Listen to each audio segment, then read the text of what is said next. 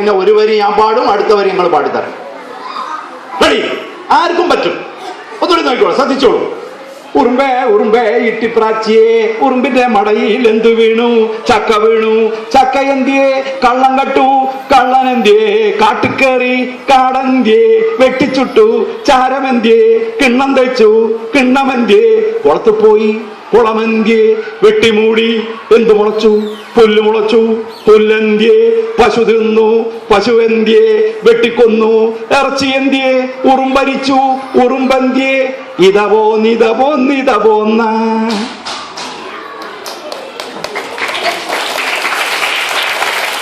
ശരി, കയ്യൊക്കെ അടിച്ചല്ലോ. ഇനിയാണ് ചോദ്യം. ഉറുമ്പേ ഉറുമ്പേ വെട്ടിപ്രാച്ചിയെ, ഉറുമ്പിന്റെ മടയിൽ എന്തു വീണു?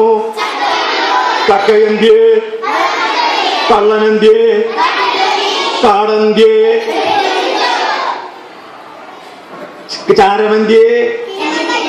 കിണ്ണമെന്തിയെ? കുളമെന്തിയെ? എന്തു മുളച്ചു? പുല്ലെന്തിയെ?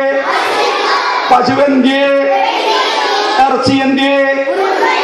ഉറുമ്പന്തിയെ? എന്താ മാഷെ ഇങ്ങനെയാ കുട്ടികൾ പഠിക്കുക, പാട്ട് പഠിക്കുക, കവിത പഠിക്കുക? അത്ര വേഗം പഠിച്ചത് അല്ലേ? ഒരൊറ്റ പ്രാവശ്യം പാടിയിട്ടേ ഉള്ളൂ. ഒന്നുകൂടി പാടി, നമ്മള് വിട്ടിക്കന്മാര് ഒന്ന് നാളെ കൈ അടിച്ചോളൂ എല്ലാവരും.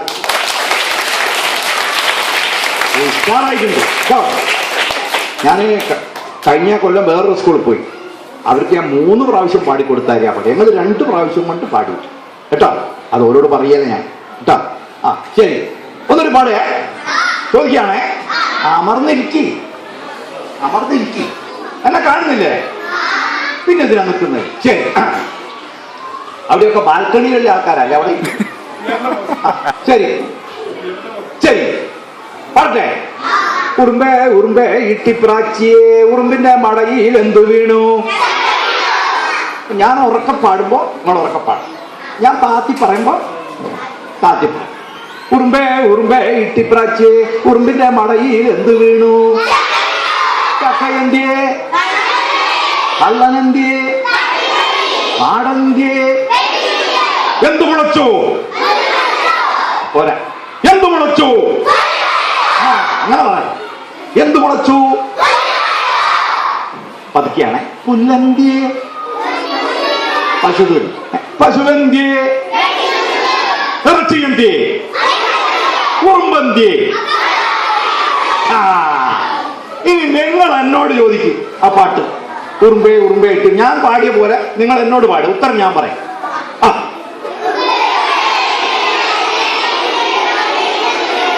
ചക്ക വീണു. കള്ളം കെട്ടു. വീട്ടിൽ കയറി. കള്ളനെന്തിയെ? ചോദിച്ചോളൂ, കള്ളനെന്തിയെ?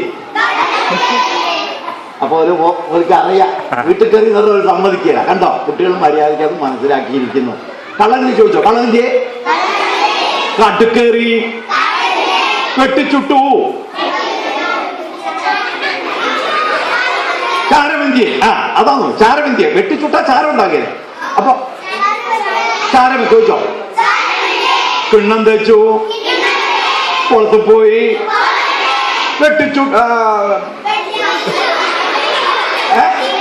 വെട്ടിമൂടി. എന്തു മുളച്ചു? പുല്ല് മുളച്ചു. പശു തിന്നു. വെട്ടിക്കൊന്നു. ഉറുമ്പരിച്ചു. ഇതപോന്ന.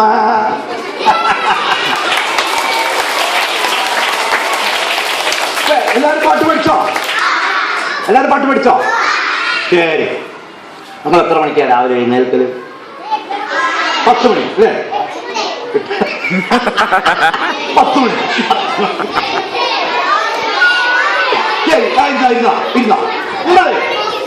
ഇന്ന് രാവിലെ സൂര്യൻ ഉദിച്ച്, ചുവന്ന സൂര്യൻ ഉദിച്ച് പൊന്തുന്നത് സത്യം പറയാമല്ലോ. കളവ് പറഞ്ഞാൽ എനിക്കറിയാം, ആളുകളെ കണ്ടാ അറിയാം. എനിക്ക് അങ്ങനെ ഒരു കഴിവുണ്ട്. ആരെയും കളവ് പറഞ്ഞിട്ട് പെട്ടെന്ന് മനസ്സിലാവും. ഇന്ന് രാവിലെ ചുവന്ന സൂര്യൻ ഉദിച്ചു പൊങ്ങുന്നത് കണ്ട ഒരാള് ആരുണ്ട്? കൈതാത്ത ഭൂരിഭാഗം കണ്ടില്ല. അപ്പൊ നിങ്ങള് എഴുന്നേൽക്കുന്നത് 7 മണിക്കൊക്കെയാണ്. അല്ലെങ്കിൽ 5:30, 5:45, 6 മണിയാകുമ്പോഴേക്ക് സൂര്യൻ ഇങ്ങനെ ഇവിടെയല്ലേ കിഴക്ക്, അങ്ങനെ പൊങ്ങി വരും. ചിലരോട് പറഞ്ഞാൽ അവര് എഴുന്നേൽക്കില്ല, വീണ്ടും കിടക്കും, ഇങ്ങനെ വളഞ്ഞു കിടക്കും, കാലൊക്കെ ഇങ്ങനെ, കൈയൊക്കെ ഇങ്ങനെ കാലിനുള്ളിലാക്കിയിട്ട് അല്ലേ ഇങ്ങനെ കിടക്കും.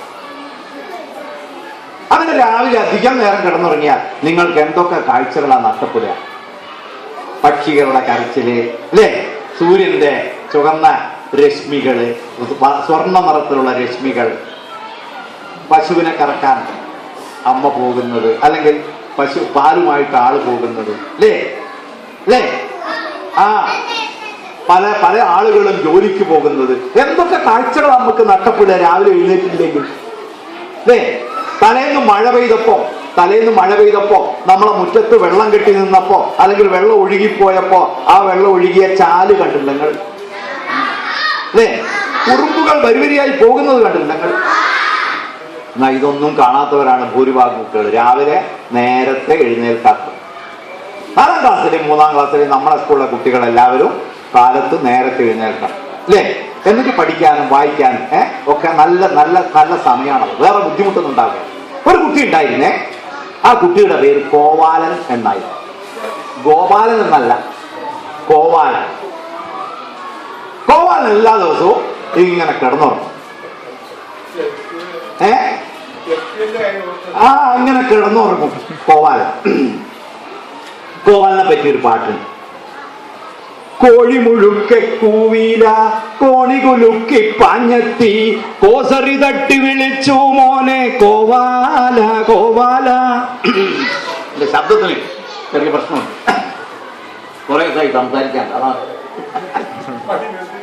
കോഴി മുഴുക്കെ കൂവീല, കോണി കുലുക്കി പാഞ്ഞെത്തി, കോസടി തട്ടി വിളിച്ചു മോനെ കോവാല കോവാല.